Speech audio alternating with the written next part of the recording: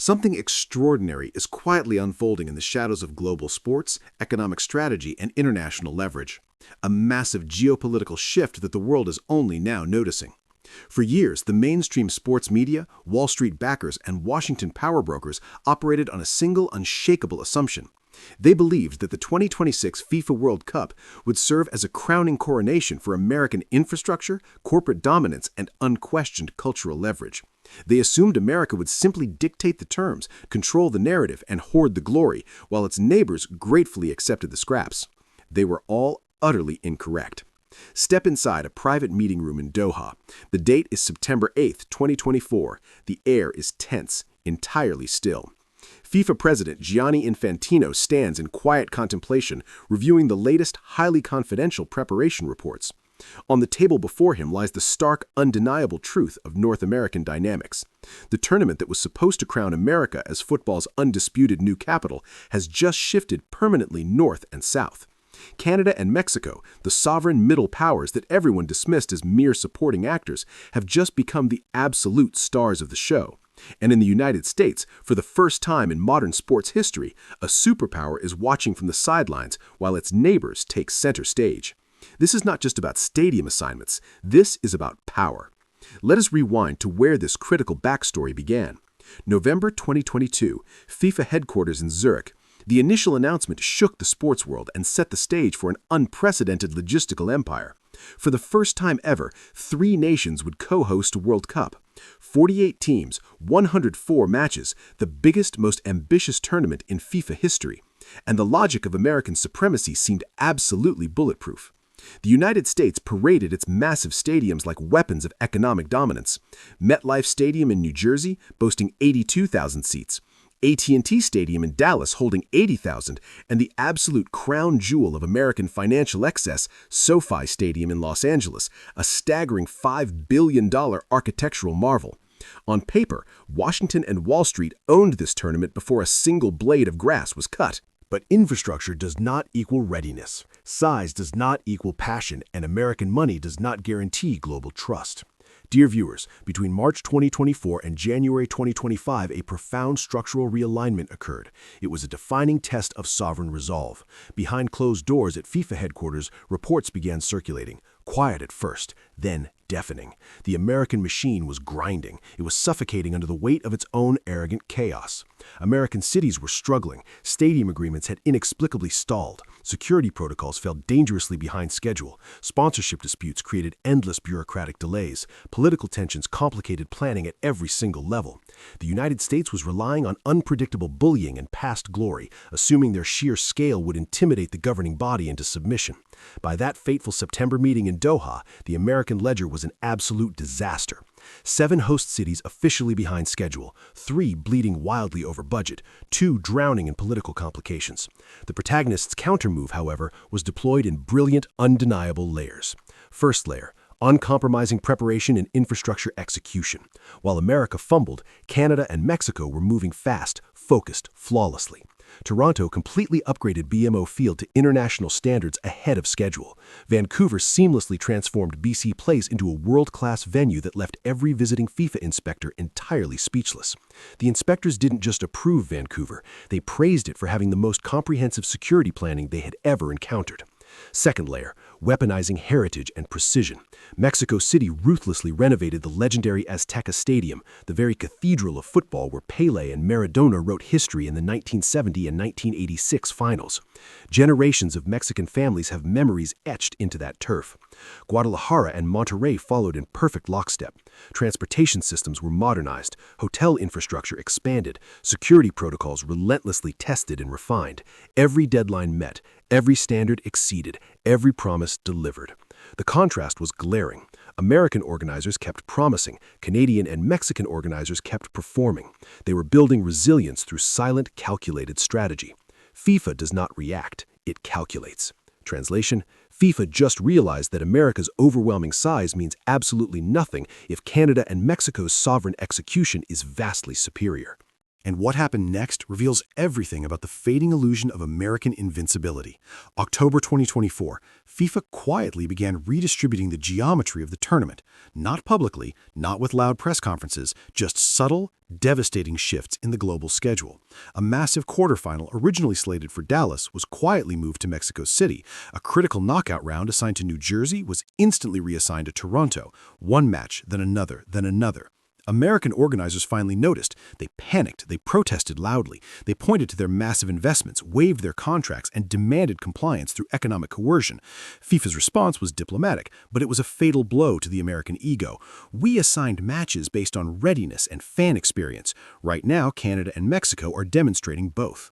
This is not hesitation, this is architecture. By December 2024, the reality of this quiet transformation became impossible to ignore.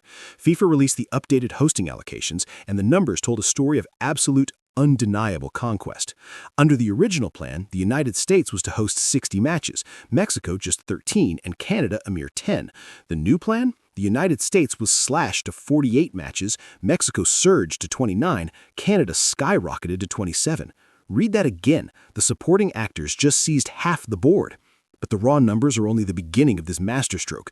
The true genius lies in the quality of the assets seized.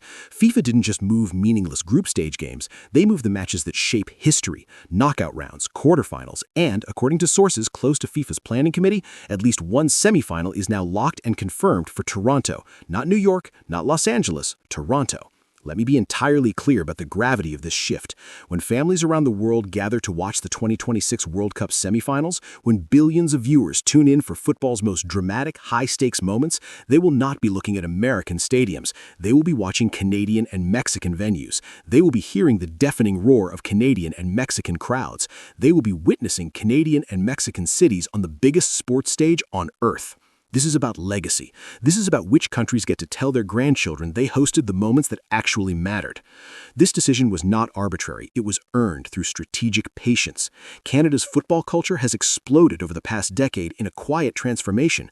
Youth participation has tripled. Professional leagues are thriving. The national team shattered a 36-year absence to qualify for Qatar 2022.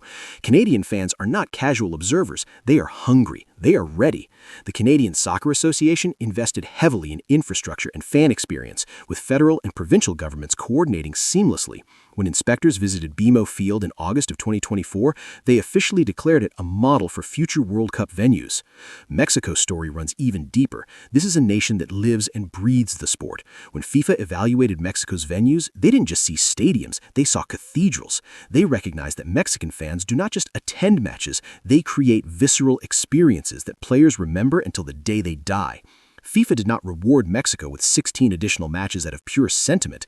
They rewarded Mexico because Mexican organizers proved that deep-rooted tradition and modern flawless preparation are not mutually exclusive. So where does that leave the United States? Still hosting, still important, but no longer dominant. American venues will showcase group stage matches. They will host early knockout rounds. But the absolute crown jewels of the tournament, the moments that will be etched into the minds of billions, those moments have been permanently extracted from American hands. Some might call this a simple failure of American organization. Others might call it a triumph of Canadian and Mexican execution. Both perspectives miss the much larger, far more vital truth. We are watching a profound shift in how international organizations view North American leadership. For decades, the rule was simple: America leads, others follow. The 2026 World Cup was supposed to strictly enforce that hierarchy. Instead, it systematically dismantled it. Canada and Mexico did not ask permission to step forward. They did not wait for American approval. They simply prepared better, executed faster, and earned FIFA's total confidence. When the governing body had to choose between American promises and middle power performance, they chose performance. We are watching the exact same pattern currently reshaping global trade negotiations, the same dynamic altering international climate agreements, the same shift transforming technology partnerships. The world is no longer waiting for American leadership. The world is moving forward with whoever is ready, organized, and executing. And in 2026, on football's biggest stage, that leadership belongs squarely to Canada and Mexico.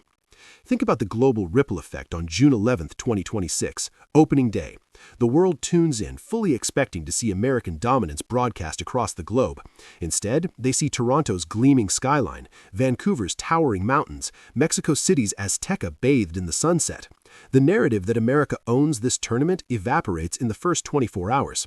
And as the tournament progresses, as the brutal knockout rounds unfold in Montreal and Guadalajara and Toronto, a new geopolitical truth crystallizes. North America's football future does not run through Miami or Dallas. It runs through the countries that actually showed up ready for it. This is transformational. A nation like Canada, often overshadowed in global sports, is about to host matches that permanently define careers. When players score in those Toronto semifinals, when goalkeepers make legendary saves in Vancouver knockouts, Canadian cities will be forever links to football immortality. That elevates Canada's position in global sports culture permanently. For Mexico, this is pure validation, a country proving it can reclaim its rightful place among football's elite hosts. When the world watches Azteca host a 2026 quarterfinal, they are witnessing a nation executing its sovereign will. And for the United States, this is a bitter, defining lesson. Global leadership is never inherited. It is earned. And when you're not ready, when you're distracted, when you fail to execute, the world does not wait. The world finds partners who are. Dear viewers, we are 10 months away from the biggest World Cup in history. 48 nations will compete. 104 matches will be played. But the real story is not about who lifts the trophy at the very end. The real story is about who hosts the moments that matter. And that story just shifted dramatically. FIFA didn't stun America with this decision. Canada and Mexico stunned America by outperforming expectations so completely that the global system had absolutely no choice but to recognize their excellence. This is what happens when preparation meets opportunity, when passion meets unyielding professionalism, when two sovereign nations decide they are no longer content being supporting actors.